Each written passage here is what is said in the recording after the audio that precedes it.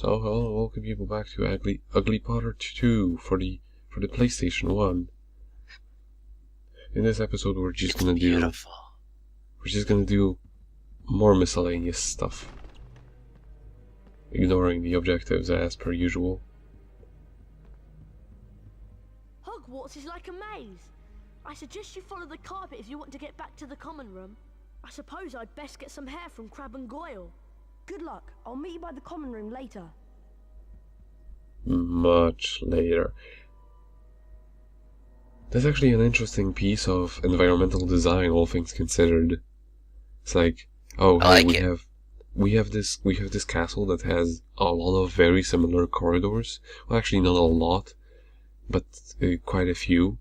So, carpets.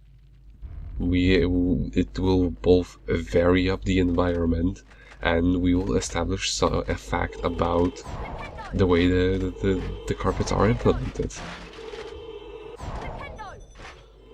Intelligent design.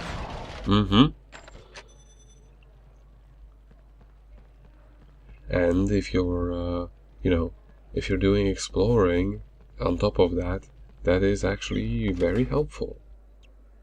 Because, yeah, you would have trouble finding your way back. This is a very Galarian's angle right here.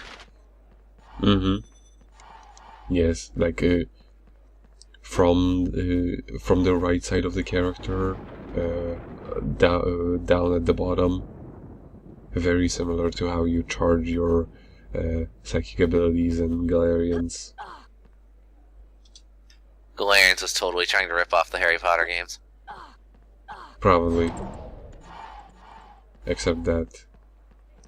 Well... No, actually, Galarian's Ash and Harry Potter 2 came out around the exact same time. Both 2002. Oh, wow. But for some reason, I kind of doubt that they had any idea either game existed. Well, the one or the other side had any idea of the other side's game. Although I do know that EA games did get released in Japan. There are even different there are even different cover arts for all of the EA games that were released in Japan. Anime-styled Harry Potter. Sort of. They're definitely different. They're definitely pretty hilarious.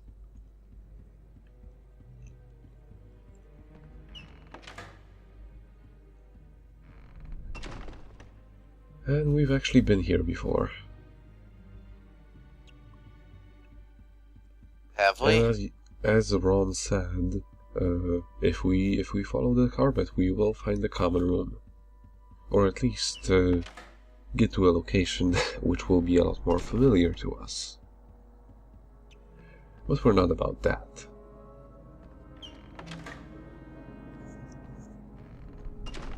We like to live dangerously and collect beans we cannot even spend.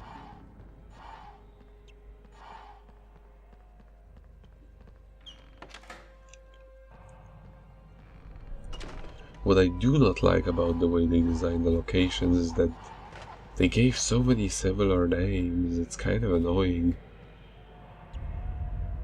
It's like Knight's Room, Knight's Room, Knight's Room. It's flashbacks to Kingdom Hearts all over again. Alright. It's like, add a letter or a number to it. Knight's Room Q. Yeah, something like that.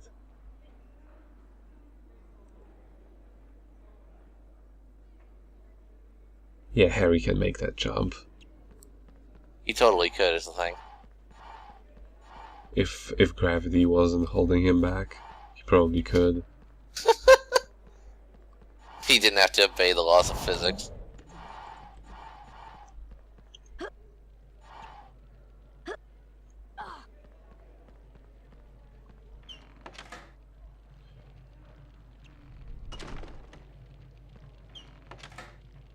Yes, I first wanted to see what I can do there. Sadly, not too much. I was actually supposed to go down that corridor first. But, you know, we get more beans we can even use. Totally can make that jump. Yeah. Totally.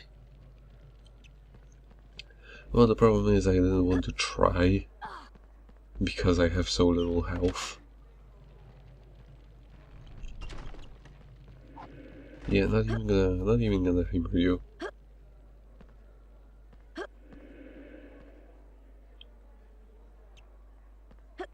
I do have to say this camera, like the camera in this game is actually really good. It may seem like it behaves weirdly in some instances, like twitching and whatever.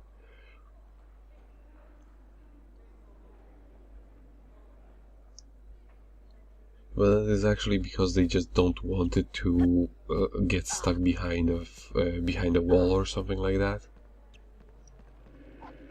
It just there is a specific invisible wall for the camera to not go behind objects, and the locations are all mostly wide enough that it never gets troublesome.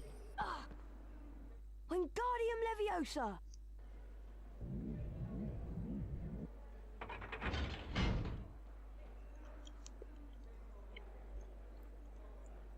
Yay, more beans. Cassandra Verblatsky.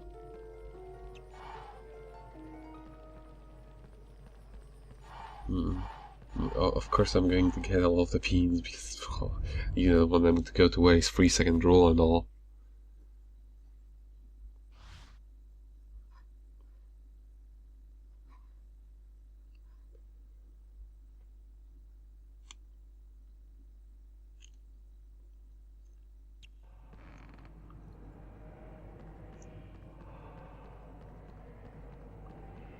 And now we go back to where we came. More or less. This is not Professor Dumbledore's office. You have lied to me for the last time, game. Dumbledore so far has had one line in this whole game. Did you notice that he actually did not appear as a model yet? Yeah. Only in the artwork cutscenes. Which is just weird. Especially since they didn't even have to model him for this game. I mean, all of the models have already been done in the previous one. Right. And look at how far this is. Just look at how far this is. Yeah, you can make that. I have moments of doubt, but then Harry makes it anyway. Harry is the ultimate athlete. That Phoenix design is really nice on that wall.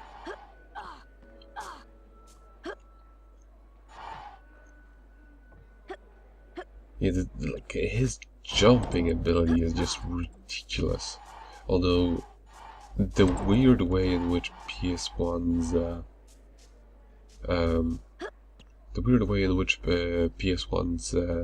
textures work, the way the polygons get laid out, really makes perspective very ambiguous, especially in a game like this, because things often seem just a tad bit out of your reach, or like further away than they actually are.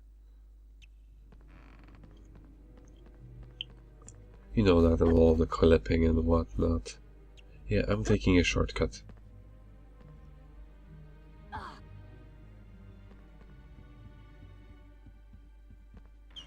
Probably not what they wanted me to do, but you know.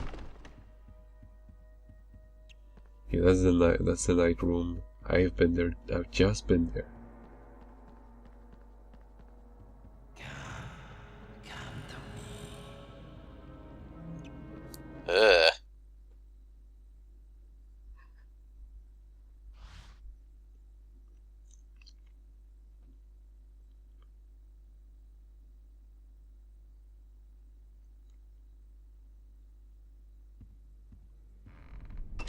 Harry, Crab, Goyle and Malfoy are in the Great Hall. They've enrolled in the dueling club. I wonder who'll be teaching it. Let's hope it's not Lockhart. I've had enough of him for one day. Ooh, Harry's getting feisty. For real, though.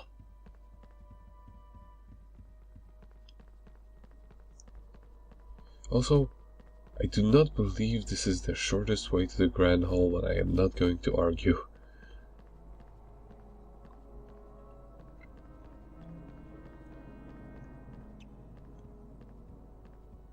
For some reason, they sometimes just decide to lock certain parts of the castle, just to make you walk a completely different path that you otherwise never need to take for that reason.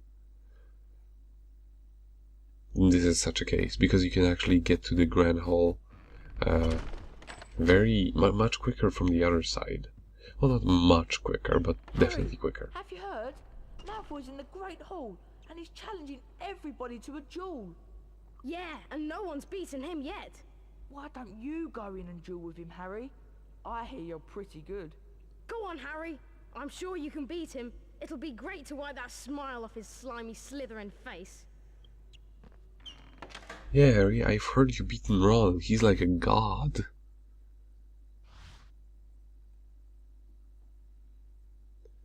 It would be cool if that was actually the case. They actually mentioned that, oh, you managed to beat Ron, and nobody beat Ron ever.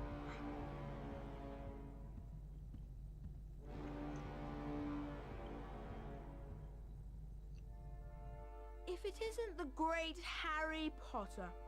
Fancy a duel? I'm something of an expert.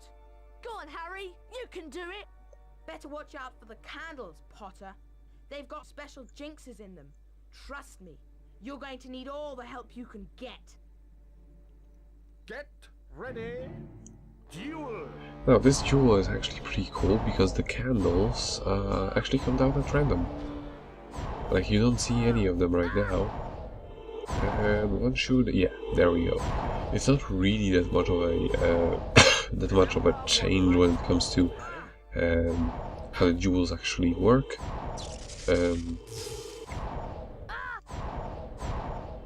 Because, you know,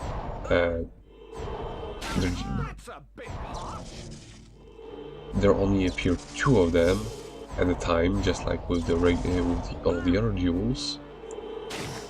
And it's just the only change is that they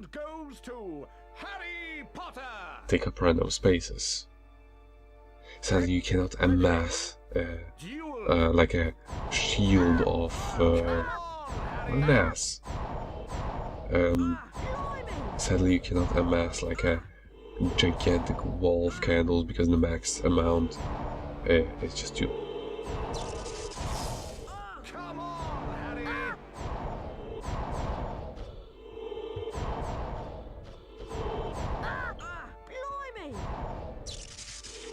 Almost got me. Well, no, I was looking at the wrong health bar. He's almost dead. You think the bet Malfoy made was that if he beats Harry, he gets to keep Harry forever? He gets to do. You think that makes you the winner? You've got another thing coming. Try this, Potter. Serpent Sortia.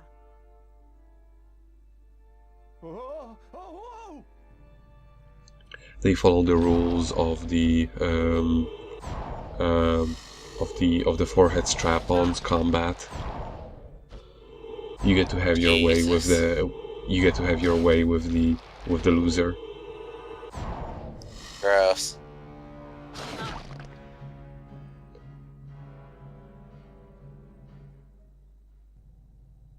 I do not know why they even start you off. Like, when it comes to boss fights, I have no idea why they would ever start you off with no HP, or like with the HP that you had right before the fight. Especially since these bosses actually are pretty challenging, and they restore your health to full if you happen to die.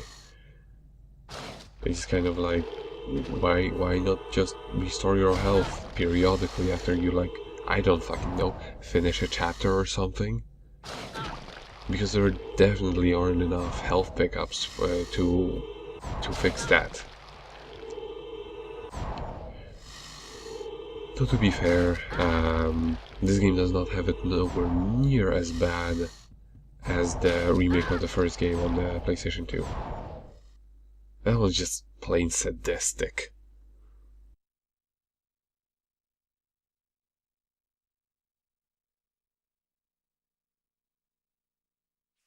Hissing furiously, the snake slithered towards Justin Finch-Fletchley. "Leave him alone," Harry shouted. At least, that was what he thought he'd shouted. When he looked up at Justin, he was met with an angry look. "What do you think you're playing at?" The snake was lying slumped on the floor, docile as a thick black garden hose. So why was Justin, and everybody else for that matter, regarding him with a look of horror? You're a parcel mouth, Harry. Why didn't you tell us? Harry didn't know what a parcel mouth was, so Ron told him. You can talk to snakes, Harry. Hermione informed Harry that being able to talk to snakes was what Salazar Slytherin was famous for, and how the whole school was now going to think that he, Harry Potter, was the heir of Slytherin, and therefore responsible for the attacks.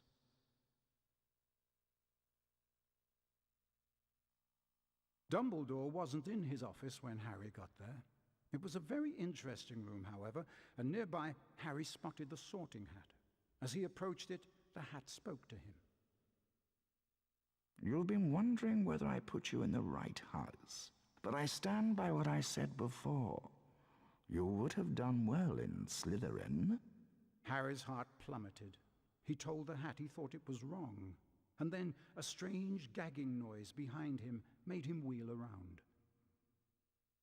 Harry yelled in shock as the bird burst into flames, only to emerge from the fire more beautiful than it was before.